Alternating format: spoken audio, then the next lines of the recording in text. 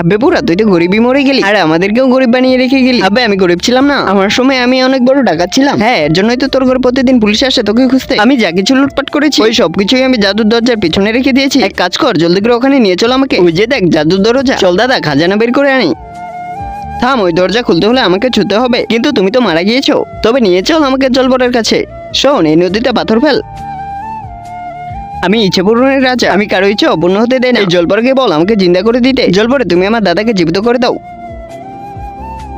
হ্যাঁ, আমি একে জীবিত করতে পারছি না কেন? আমি কিভাবে বলবো? এর নাম বলো যমনাথ।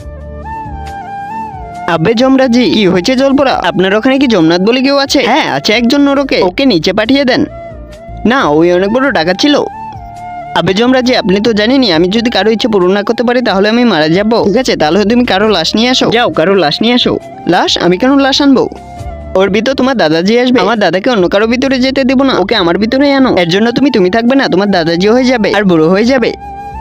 কিছুই হবে না, আমি বুড়াকেল টাকা দিয়ে মজা করবো। ঠিক আছে যমরাজি, পাঠিয়ে দেন। রমনাথ, যা তোর পুনর্জন্ম হয়ে গেল। এসে পড়েছি আমি আবার। এখন আমি এই জাদুর দরজার পিছনে খাজানাগুলো নিয়ে অনেক ধনী হয়ে যাব।